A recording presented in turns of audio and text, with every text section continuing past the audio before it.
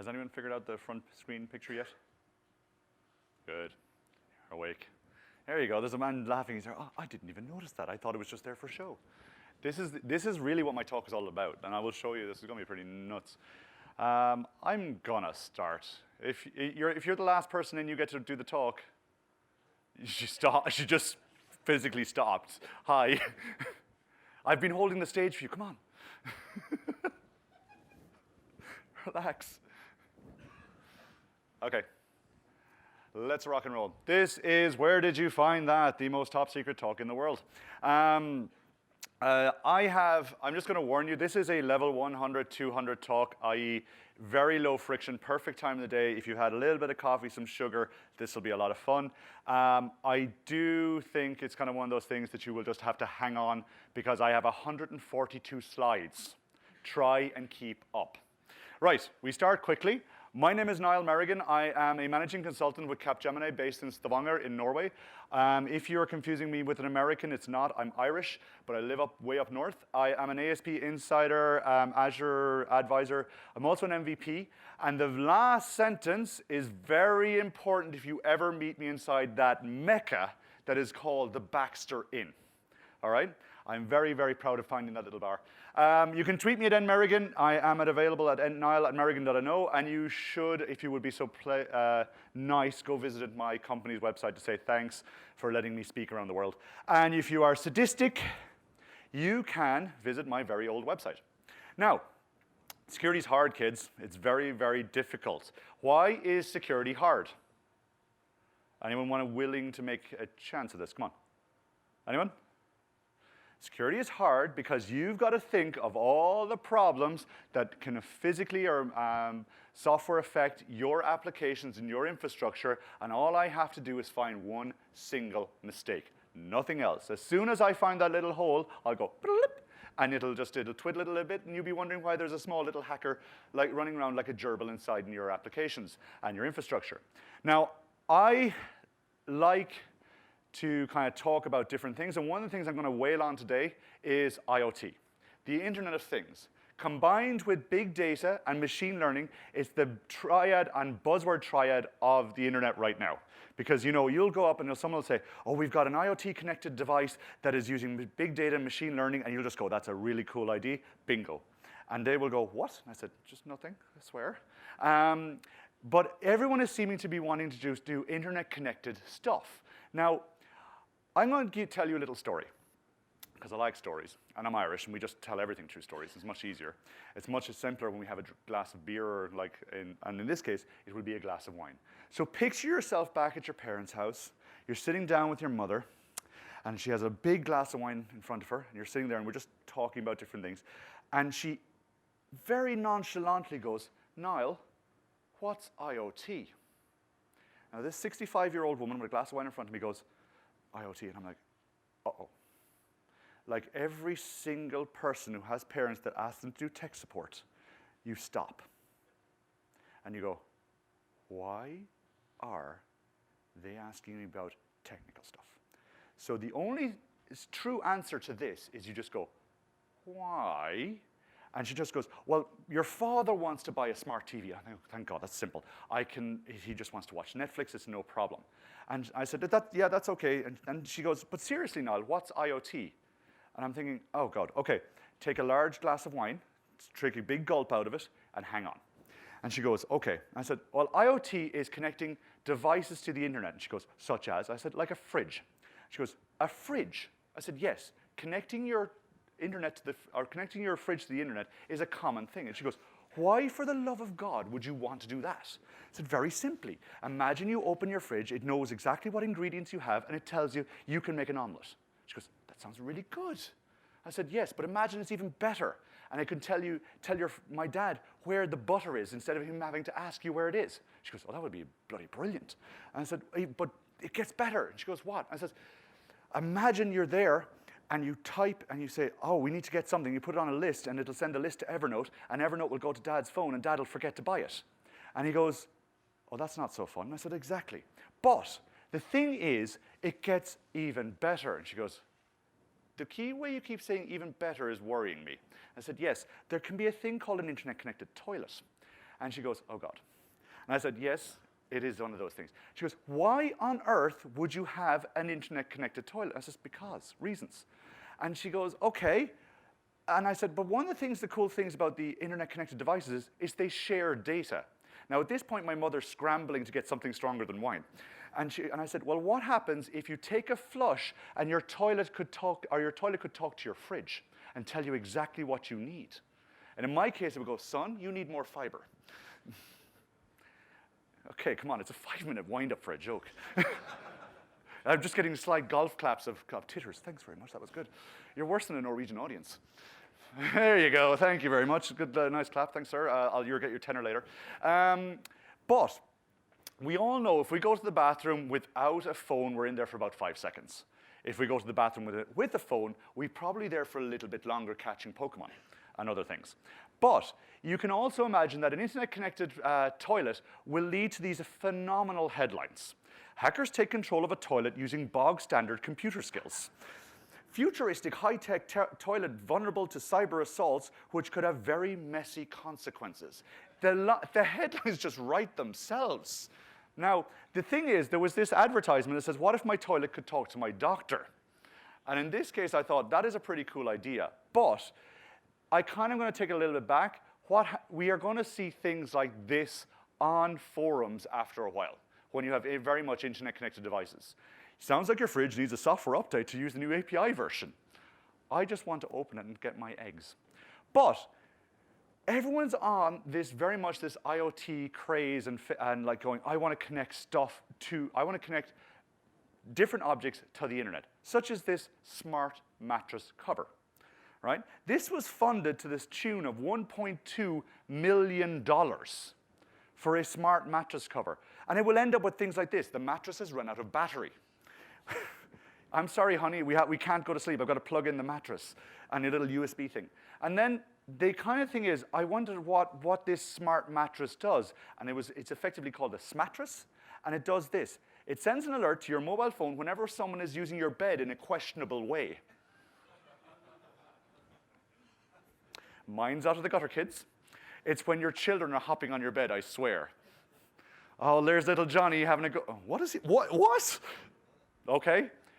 It is the internet telling you, it's just going, shut up and take my money. Don't do it.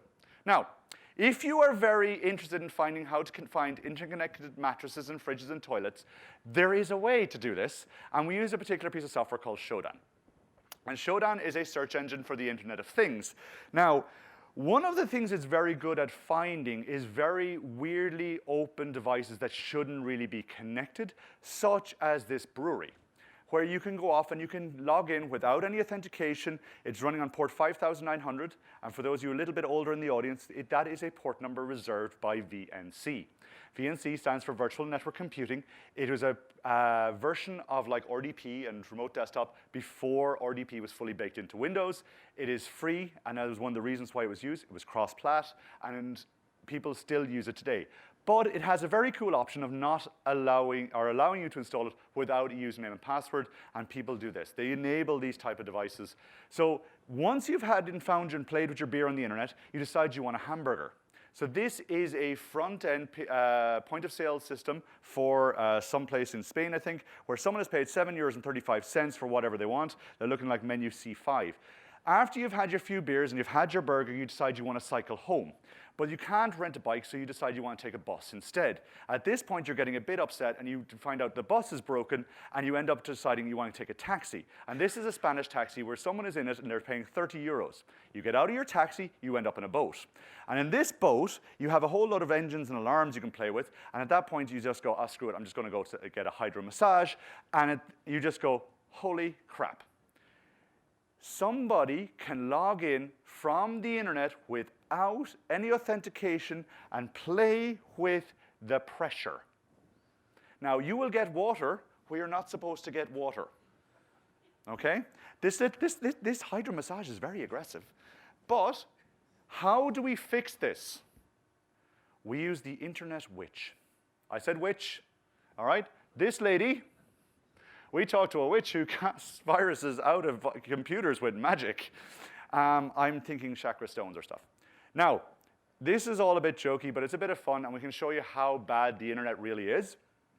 But the problem is there is a ton more connected devices out there that people can play with without any authentication, such as this composter, where you can log in, and I use the term log in very liberally, as in connect to, and you can get to the giant on-off switch in the top corner.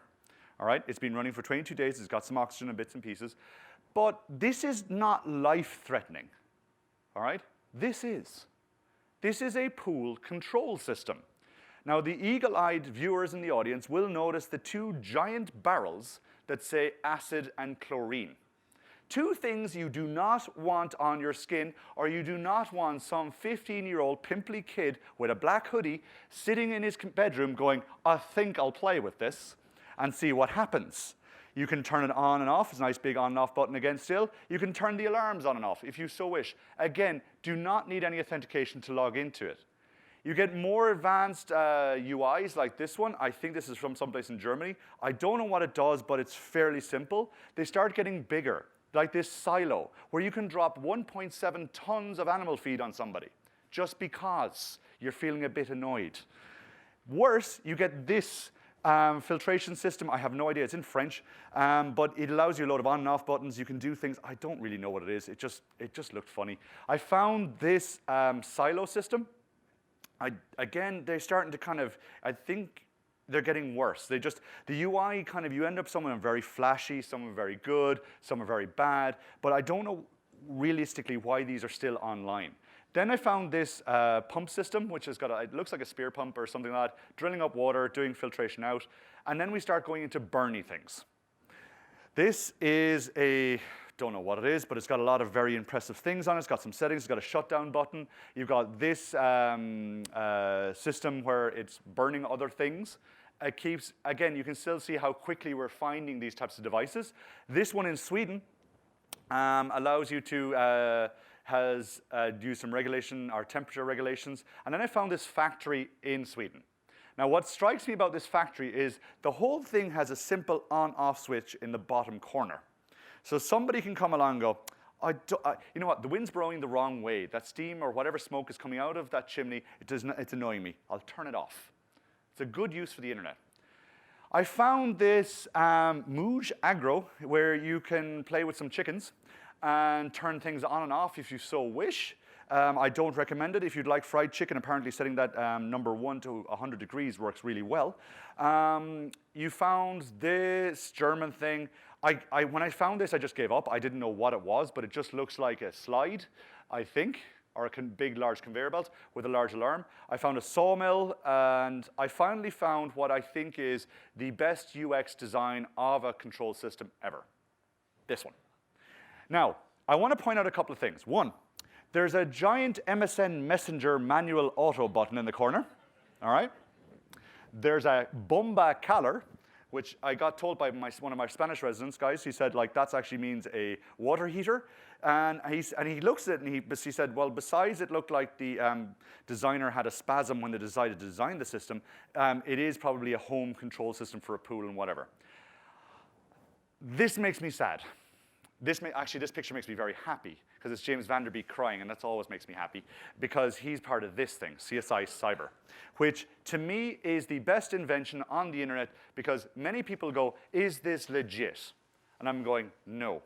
This is like, I honestly think that when they have CSI Cyber, they said, how many buzzwords can we put in a TV show to annoy tech people? All right? Because if you've ever watched this with someone that's non-tech, they're going, dude, is that what you do? And I'm like, no. That's not what I do. I'm respectable. I don't do this. So I want to point out something, because this clip really makes me happy. I got his green code here. The first 5 devices are clean. Now, if mom's comes back the same way, we struck out here too. Oh, there's malware.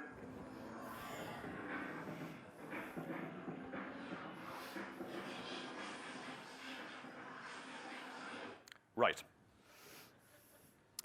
Did anyone spot the technical inaccuracy in that? Number 1, men are more likely to be red-green colorblind. That is not an accessible UI, okay? Number 2, Static in groups to you, I have no idea, but if one of my devs came with this, I'd slap them back to the Stone Age and say, learn new code. And honestly, if you're going to hide malware in your application, you won't have a thing called infect, all right?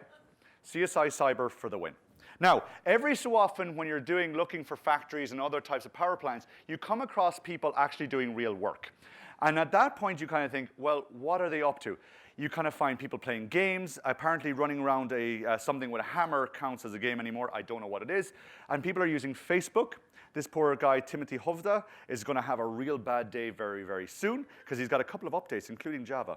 Anyway, we found this person also using Facebook. Again, as you can see, port 5901, in this case, is an alternate port for VNC. They are browsing the internet. I want to point out one thing, very specifically with this picture. What do you see? Besides the word karma. Take away that, what do you see? Excuse me? Authentication disabled, come a little bit down.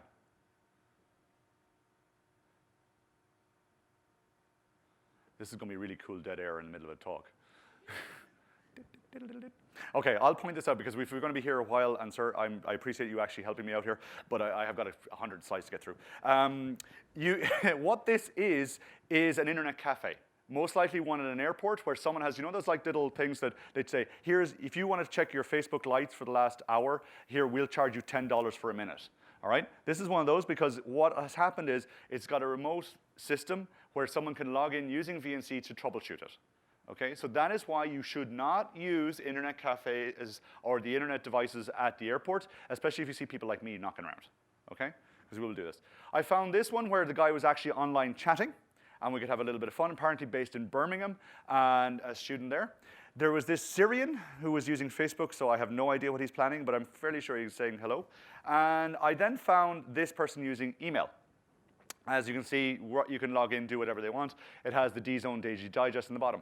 Now, what would you do if you found someone's computer with open VNC or a VNC with an open connection? What would you do? Would you sit there and laugh a little bit? Like these people? Random person here too, yeah, lol, everyone can connect.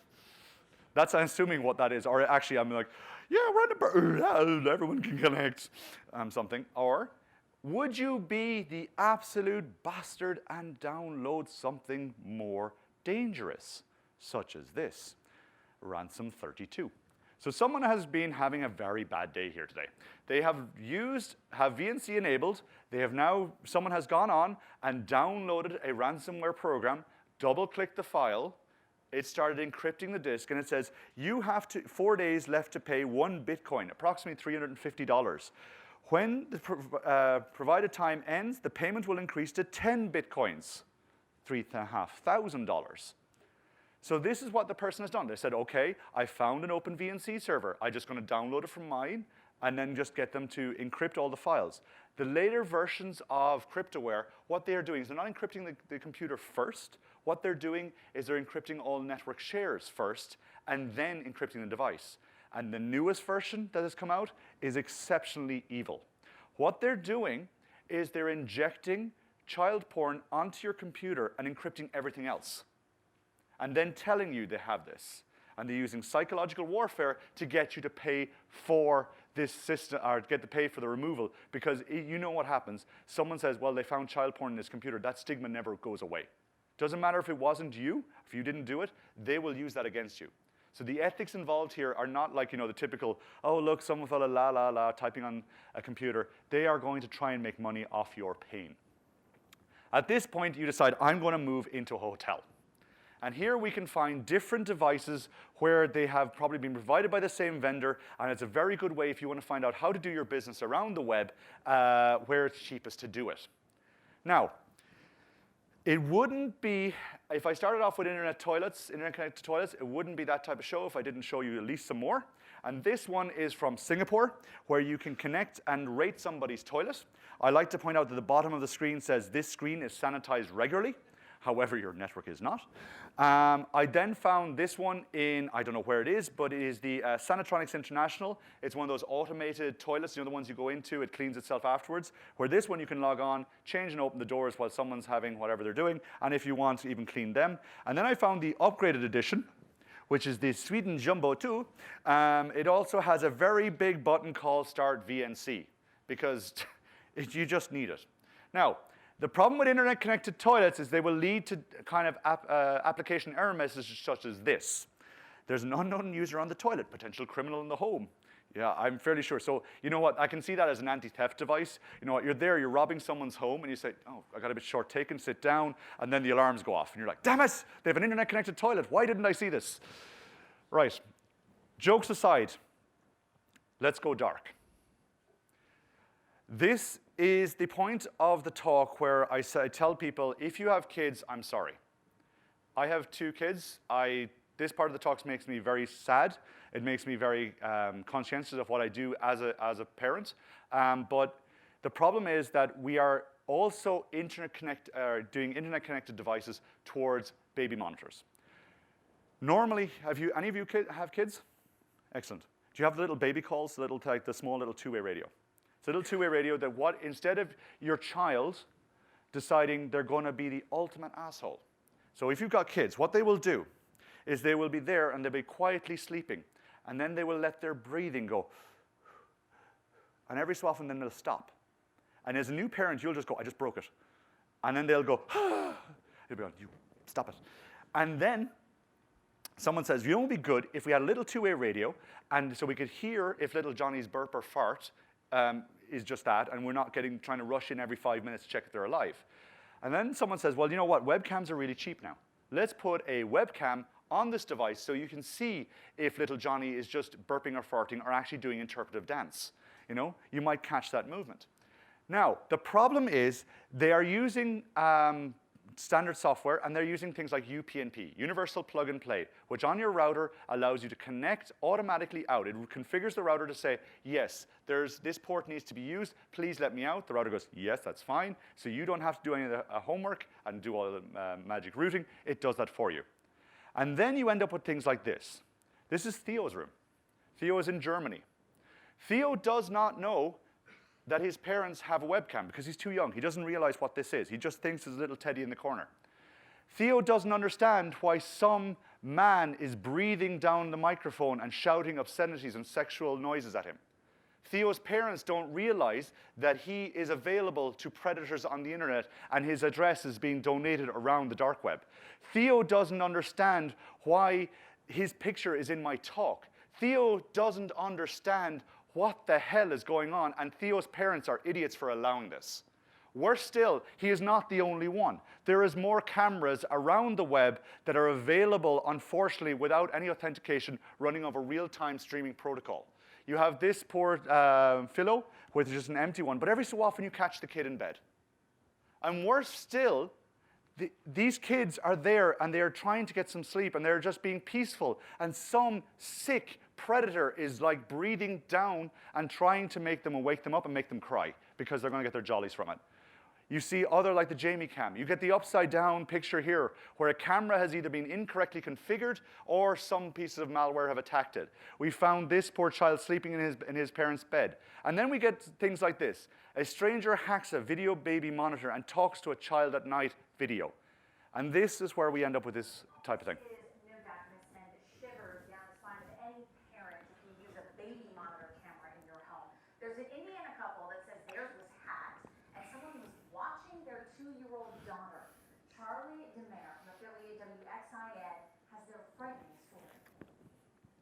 The smallest one was Madeline. Safe and secure in their Southport home, the Denmans put their 2-year-old Gracie to sleep, always keeping an eye on her with this video monitor. Our privacy was just invaded.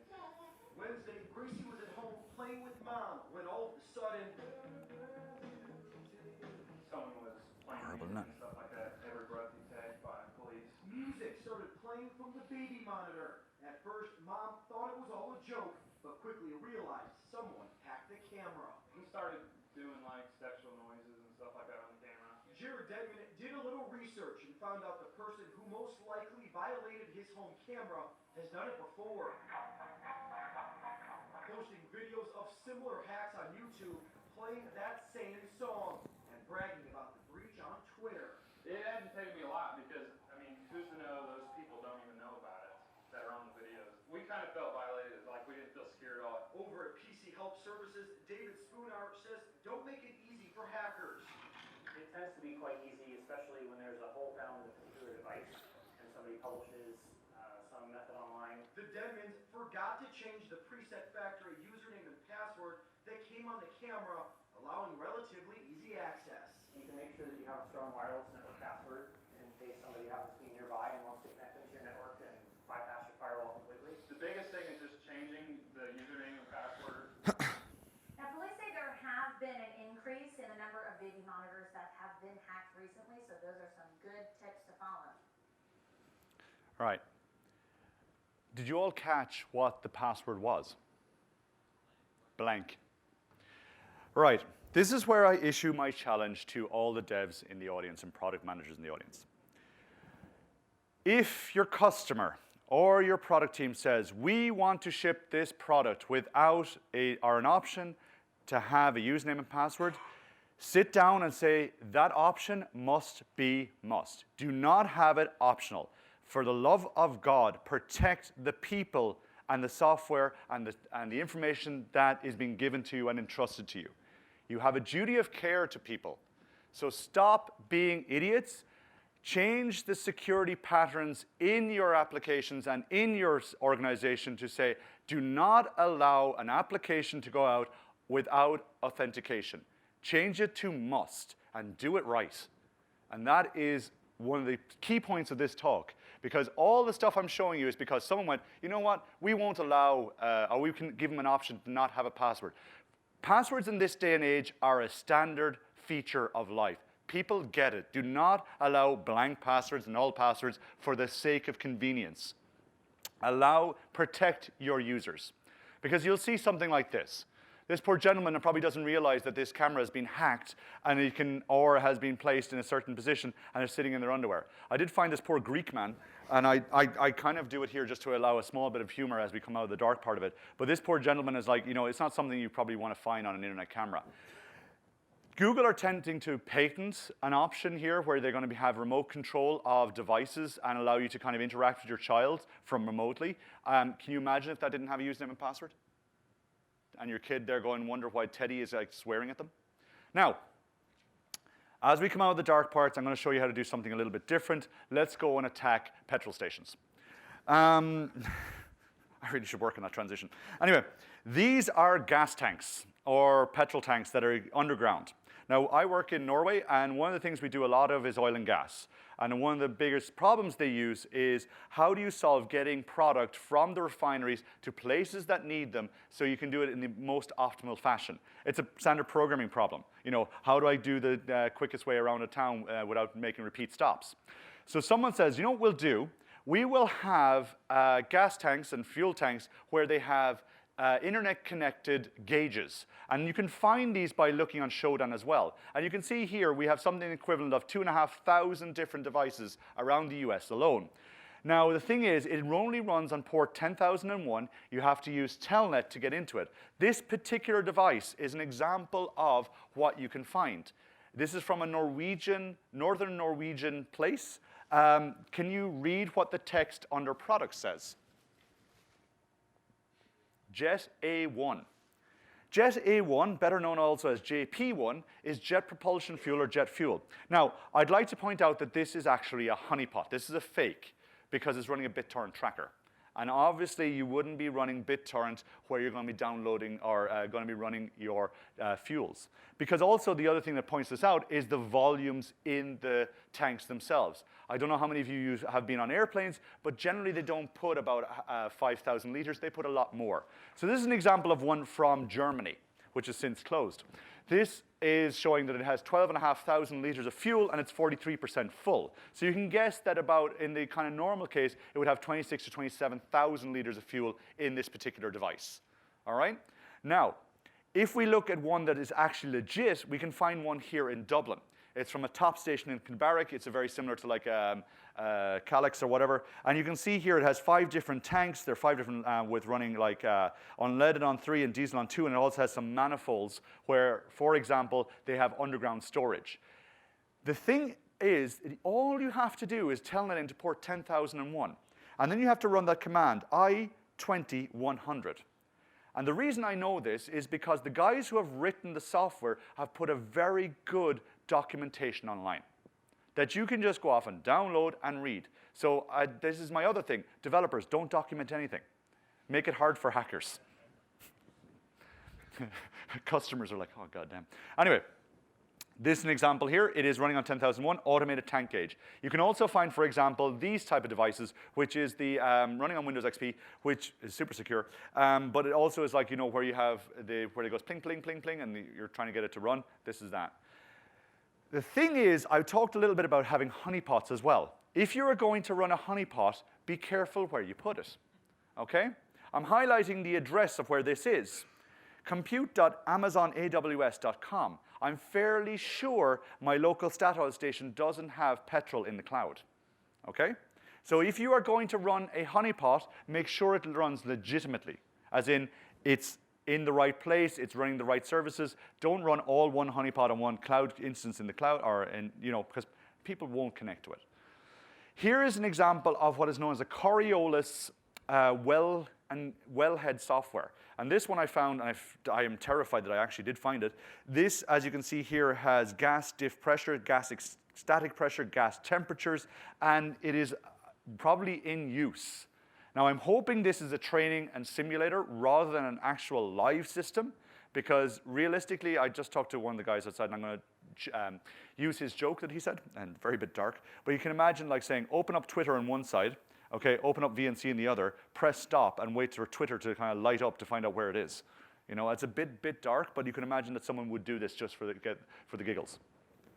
So, again, someone has installed VNC probably for remote solution or remote systems and allowing this. I'd like to kind of say, I didn't ask this question, but how long do you think it takes to scan the internet?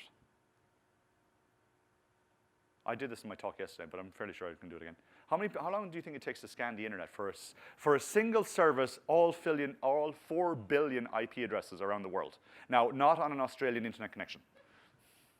On a regular, normal internet connection, you know, with good speeds. 10 minutes? Yeah, about that. 28. 28 when you're using a 1 gigabit mass scan and 1 gigabit network connection. They have got it down to 2.5 minutes to scan 4 billion IP addresses around the world, okay? You're talking about like 2 10 gigabit NICs attached to a pipe the size of Google's.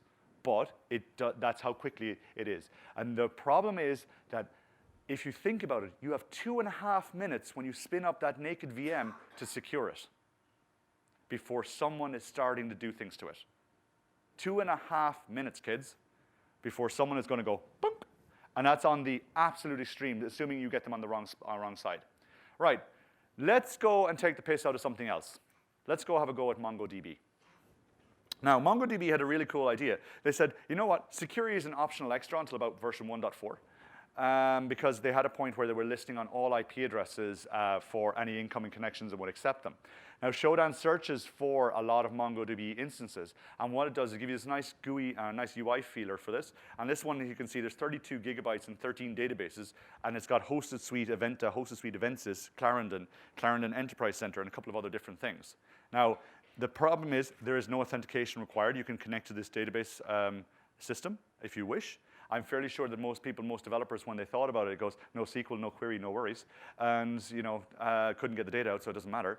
But I said, OK, let's go looking for other things, and let's see what we can find here. And I found this one. I want it with 12.1 gigabytes. And it's on dev.onceapp.com. So the developers have spun up data. OK? Now, getting like something like 11.9 gigs of data inside your MongoDB, where would you probably guess they've got that from?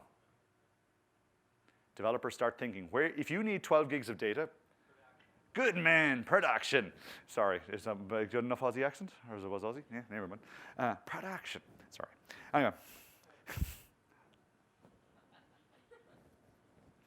You don't know what's going on in my head. It's like a little, all I hear is knifey spoony.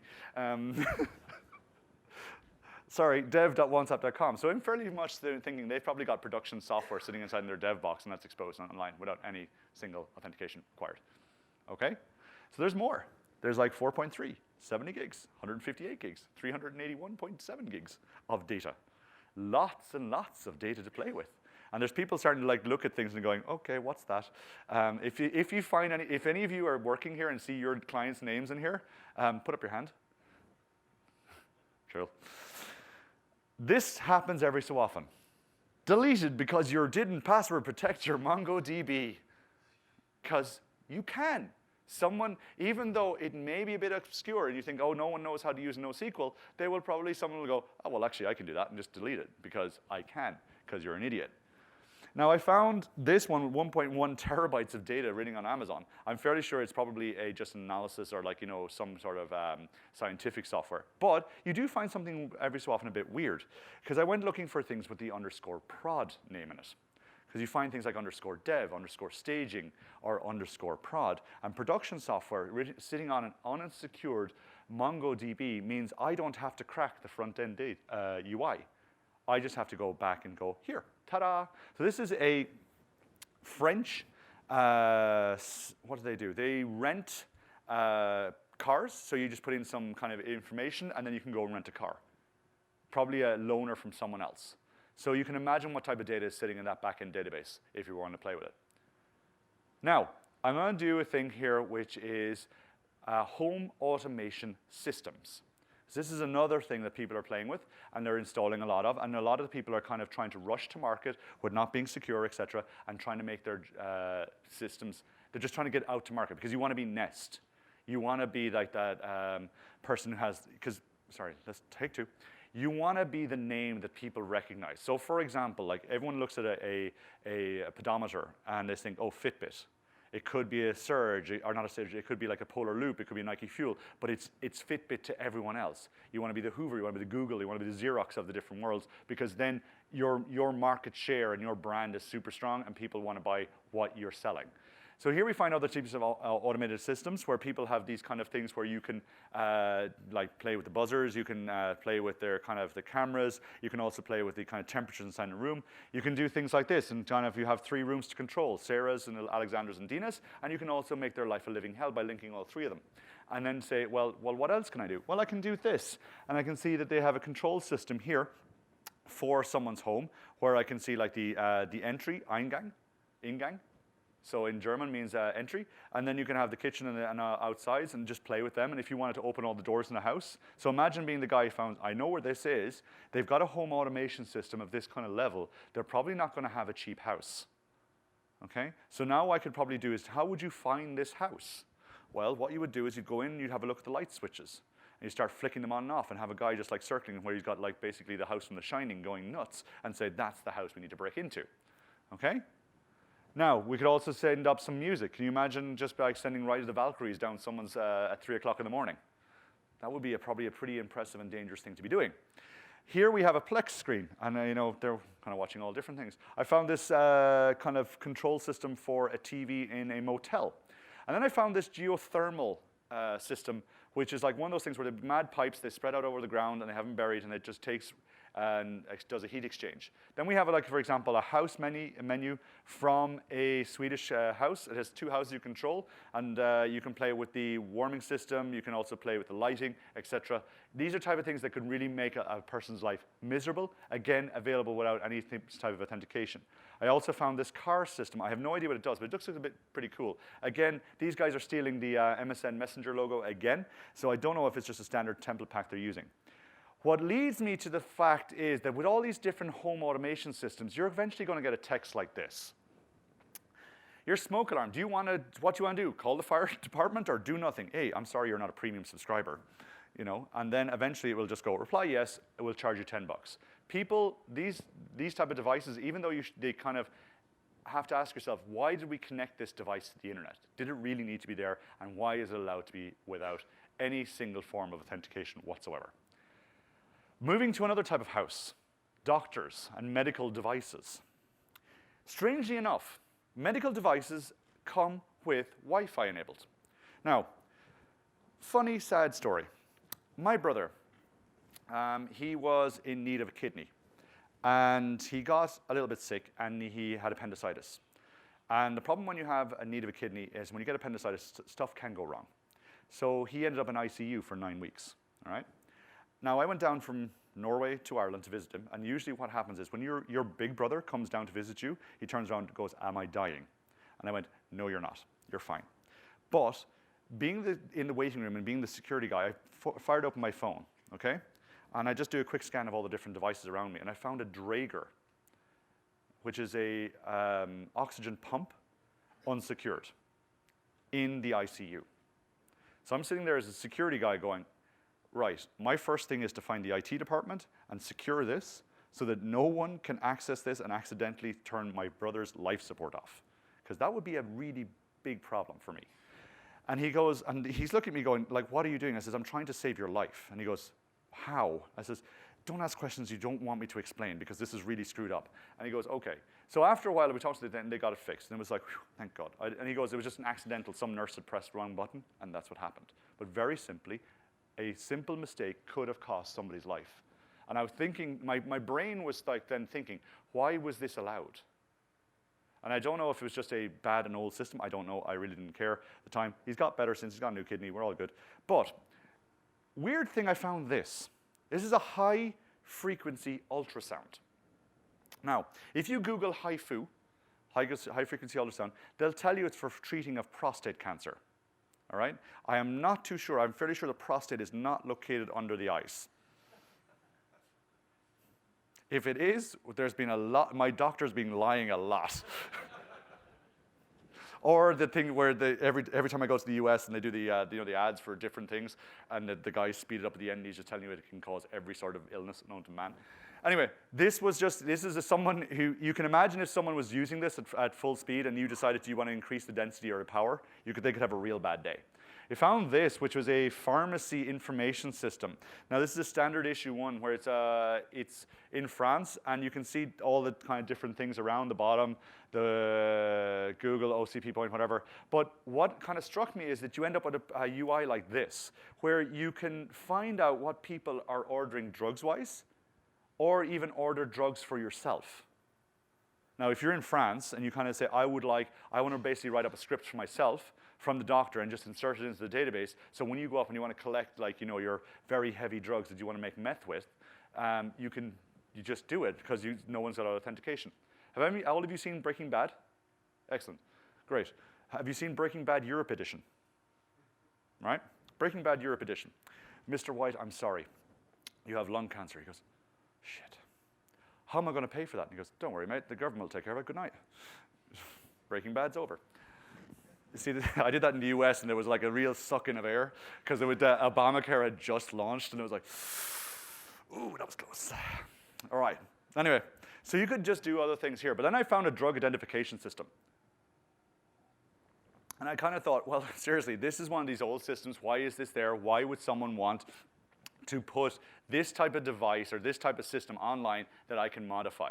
And you can go in and change the drugs and probably change the colors or change the pricings if you wanted to. You can see the unit price is $58, so it's definitely in the US, and whatever costs, etc. And then you kind of have this, which is basically a prescription fill system. Again, you can go and look for different patients and doctors and try to get the drugs, and then align them up to whatever you need. It kind of strikes me a little bit of like, why on earth are these things online? So I'm going to finish up my little tour of the internet with some of the random things I have found that are just batshit crazy weird. I found things like this. This is a login system for probably a printer, but you can see that someone's messing around with it and trying to play with things and just doing login at 1055.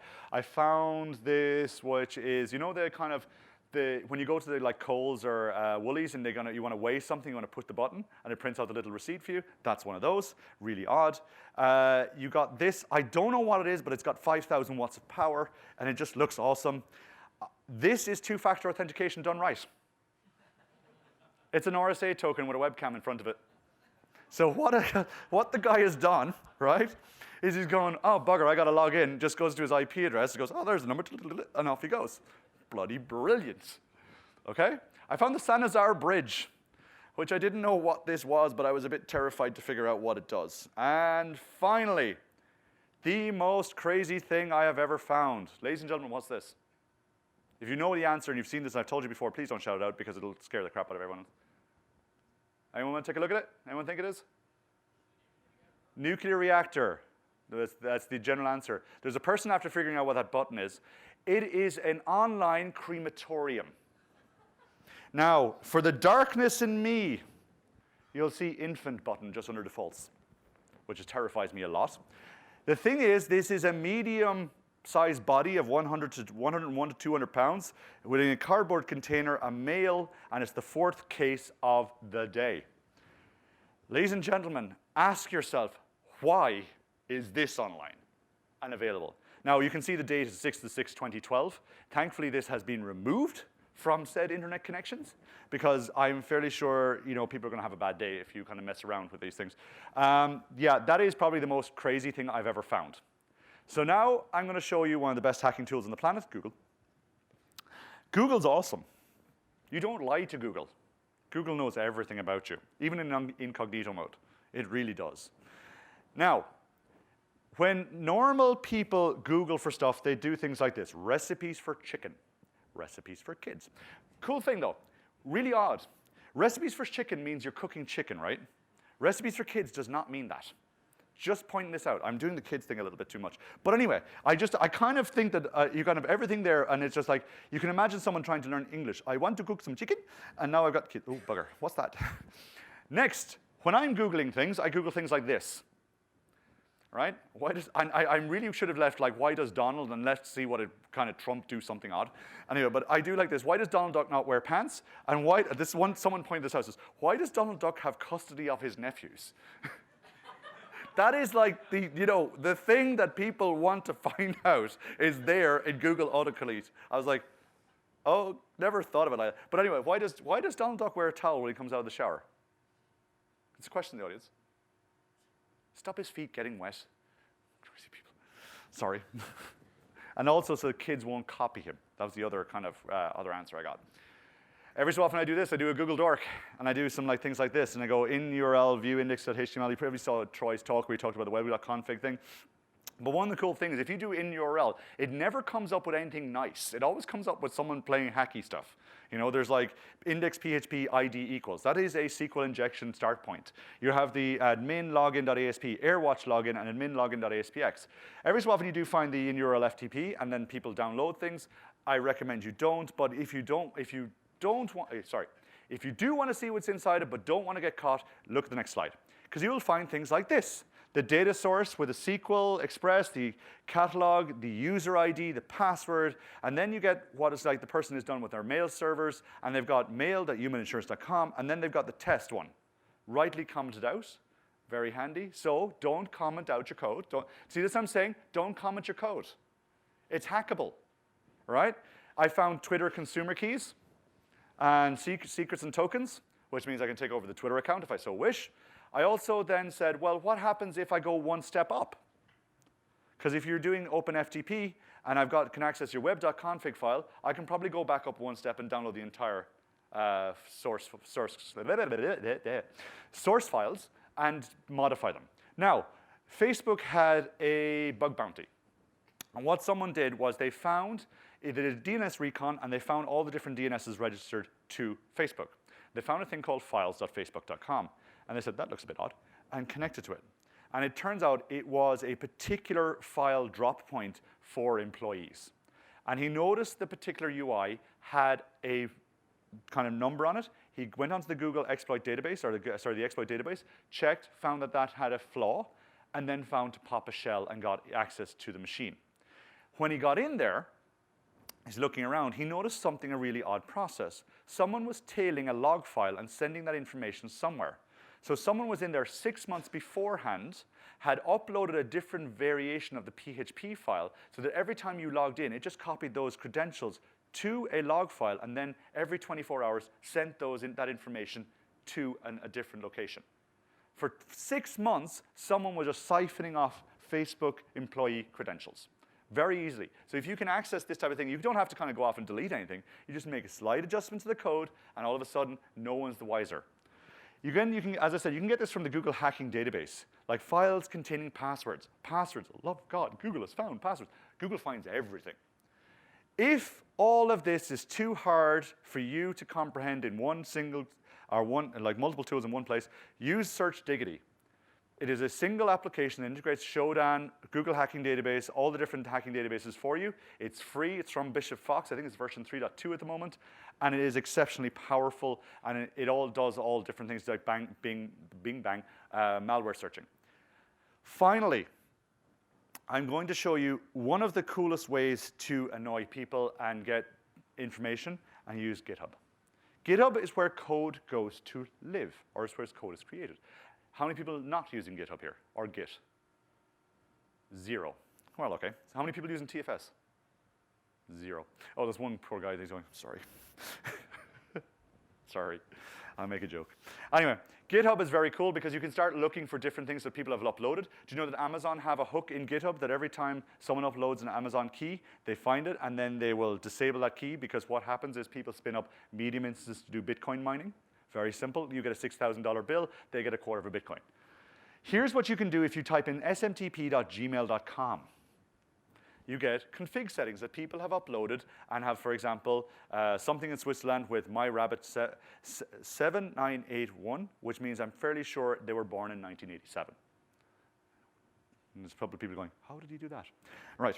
You get the other encryption. You get the kind of smtp@gmail.com, again, with a shop. You'll eventually find things like this, which is the only reason I put this in is because it's the Spring security login and registration, and they've left information in the config file. I thought it was just a real odd thing.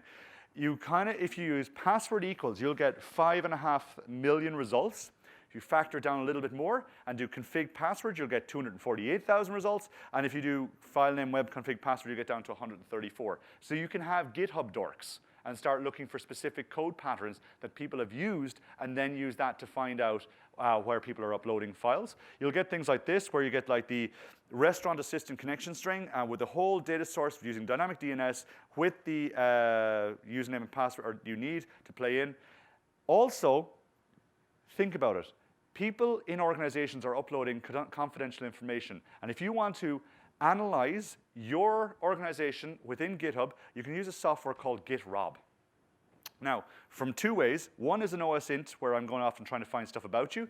But if you are trying to figure out, well, what type of files are we accidentally uploading, and we shouldn't be doing this, this software, what it does is it takes an access token, checks all the organizations you're connected to, and then tells you which files have potentially got juicy information that you're making available. Very cool tool for doing this, very powerful, very handy.